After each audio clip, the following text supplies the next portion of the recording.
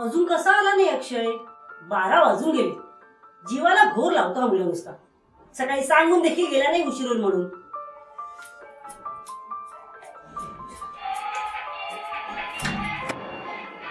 अक्षय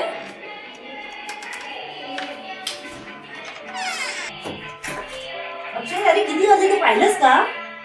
इतका उशीर का झाला तुला? आणि सकाळी सांगून तरी जायचं होतं उशीर होईल म्हणून. काळजी वाटत राहते मला. Chill Maugham chill. एसएमएस केला होता मी तुला उशीर होईल म्हणून. एसएमएस? अरे बाळा, तुला माहिती आहे ना मला मोबाईल मधले एसएमएस वाचता येत नाहीत ते. ओ गॉड मॉम, साधा एसएमएस चेक करता येत ना तुला? कुठच्या जमान्यात राहतेस ग तू? आजकालच्या न शिकल्या मोलकरींना सुद्धा मोबाईल मध्ये सगळी फंक्शन वापरता येतात. आणि तू एवढी एज्युकेट असून साधा मोबाईल चेक करता येत ना तुला? Disgusting Maugham. अरे बाळा, आता नव्हते आमच्या वेळेला मोबाईल, नाही कळत मला. तू शिकव ना प्लीज. हा नाही माझ्याकडे एवढा वेळ तुला शिकवायला. कॉलेजच्या सबमिशनमुळे वाट लागली माझी. बरं, जेवायला वाढू का तुला? नको, खाल्लंय बाहेर. झोपतो मी आता.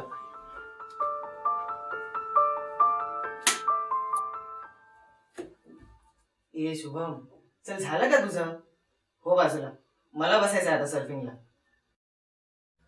तुझ्या मोबाईलचं नेट पॅक आहे ना? ते एक्सपायर झालंय म्हणूनच बसायचंय. चल उठ लवकर. थांब जरा, मी आत्ताच बसलोय. तू नंतर बस, मला अर्जंट मेल करायचंय. आता उठला नाहीस ना तर आईला सांगेन तुझ्या गर्लफ्रेंड बद्दल. सांगच तू. नाही तुला खावडा दिला ना तबा. देख कसा देतो खावडा. देख देख. अरे काय चाललंय काय तुमचं? का म्हणताय असं? काही नाही का, ह्याला म्हटलं फेसबुक वर तुझे मित्र मैत्रिणी किती आहेत ते दाखव आईला. हो बघू रे. घे, तुला बसायचं ना सर्फिंग. ए रेवत, अरे मला पण सांग ना ते फेसबुक जीमेल काय असतं ते. माझी एक मैत्रीण फेसबुक वरून तिच्या ब्युटीची ऍड करते. खूप गिरायके मिळतात म्हणे तिला. ए आई, तू आपली टायपिंगची कामं करतेस तेच ठीक आहे. तुला कशाला पाहिजे ते इंटरनेट? काय करायचं ह्या वयात शिकून? नाही ते काय, आम्ही करतो की तुझ्या टायपिंगची जाहिरात. आणि आमच्या किती मित्रांनी तुझ्याकडनं घेतलेत प्रोजेक्ट रिपोर्ट टाईप करून. हो रे, पण इंटरनेटमुळे अजून काहीतरी करता येईल ना. काही गरज नाहीये. चाललंय ते ठीक चाललंय. बर, मला भूक लागली. स्वयंपाक झालाय का? हो, चला.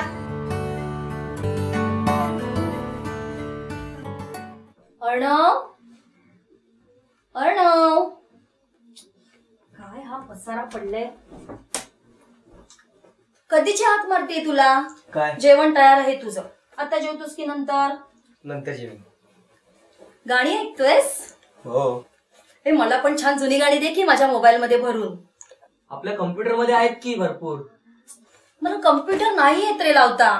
तू दे ना त्यातून माझ्या मोबाईल मध्ये भरून. आता नाही ग, नंतर देईन.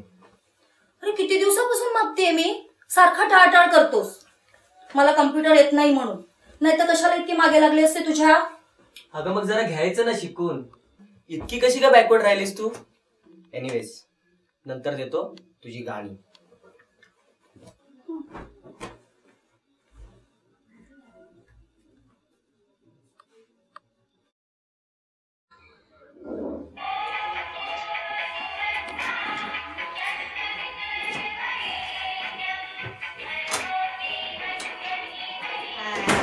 अरे वा, या ग, बऱ्याच दिवसांनी वाट चुकलात.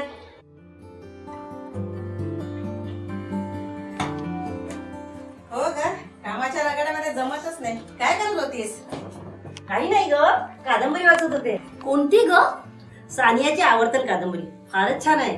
हो, काय स्टोरी? थोडक्यात तरी सांग. थोडक्यात म्हणजे सुरुची नावाच्या तडफदार नायिकेची कहाणी आहे.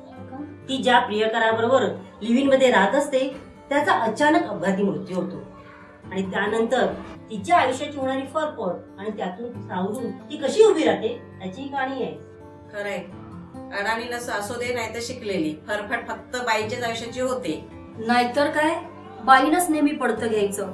स्वतःचं मन मारून बाकीच्यांची मनं सांभाळायची, तडजोडी करायच्या. आणि एवढं करूनही कोणाला त्याची जाणीव असेलच असं नाही. खरंय तुझं म्हणणं. मला तर असं वाटतं माझं ह्या घरातलं स्थान म्हणजे एका सेवा करणाऱ्या मोलकणीसारखं आहे. नवरा तो स्वतःच्या कामात नेहमी बिझी असतोच, शिवाय मुलं ती मोठी झाल्यावर त्यांच्या त्या मोबाईल इंटरनेटच्या विश्वात मला मात्र जागा नाही. काय गंमत आहे बघा ना, ज्या मुलांना मी जन्म दिला, लहानाचं मोठं केलं, तीच मुलं मला आता आउटडेटेड समजतायत. घरोघरी मातीच्या चुली ग. आता आमचा रेवतच बघ ना, त्याला सांगितलं फेसबुक शिकव, ईमेल शिकव, इंटरनेट काय ते सांग, तर म्हणतो कसा काही गरज नाही त्याची, जे चाललंय ते चांगलं चाललंय. अगं माझा मुलगा पण असाच आहे. त्याला म्हटलं मला कम्प्युटर येत नाही म्हणून त्यातली गाणी माझ्या मोबाईल मध्ये भरून दे, पण त्याने ते तर केलंच नाही, उलट मलाच बॅकवर्ड म्हणाला. आणि हो, आमचा अक्षय मला मोबाईल मधल्या SMS वाचता येत नाही म्हणून केवढं बोलला असेल. त्या क्षणी असं वाटलं निदान मुलांच्या नजरेत आपल्याला आदर मिळावा म्हणून तरी काहीतरी करावं.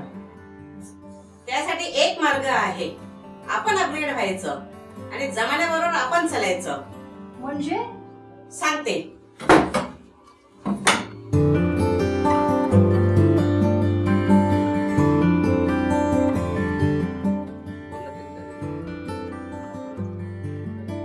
थोडं खाली या.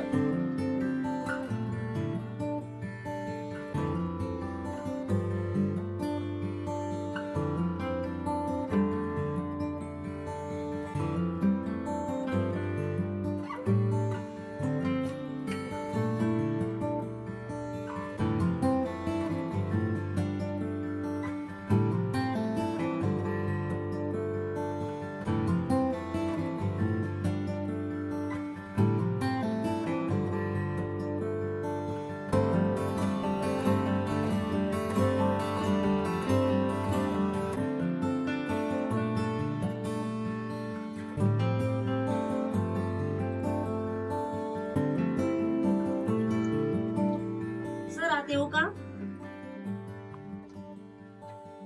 या ना मॅडम.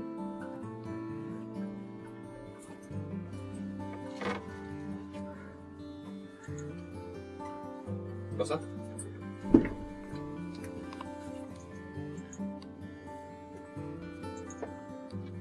बोला.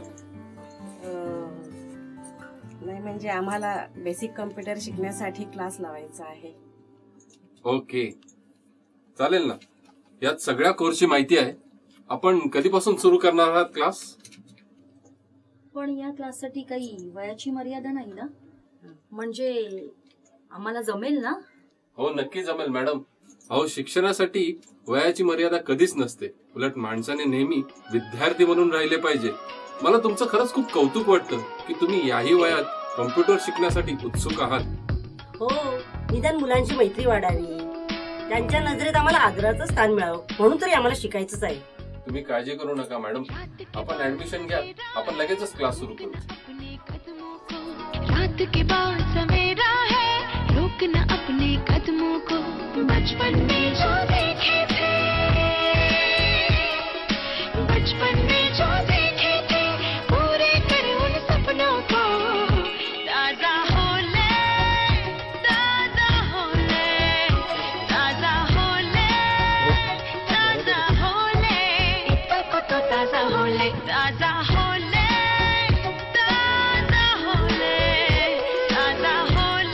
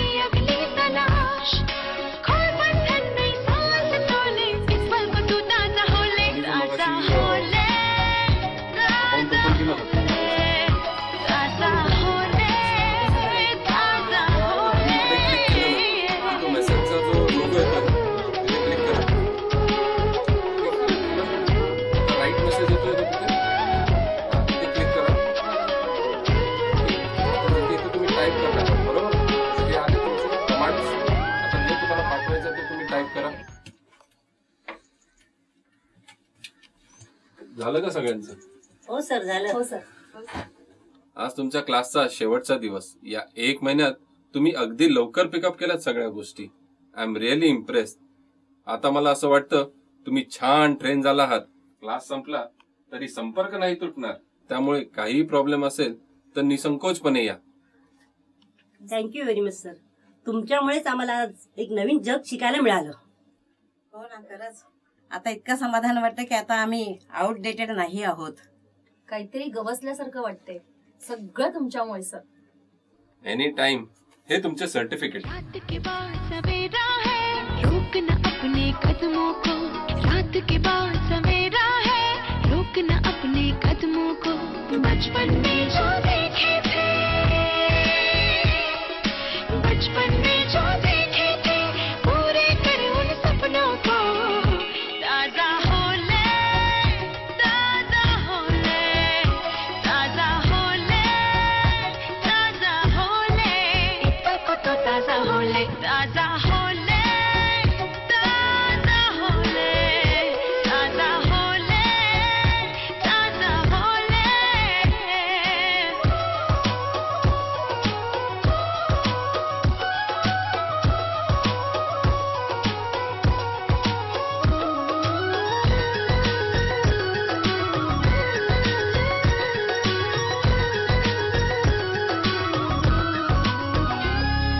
घर की चार दीवारी में खुद को ना भूल जा, फिर वही उम्मीदें लेकर दुनिया में जगमगा. घर की चार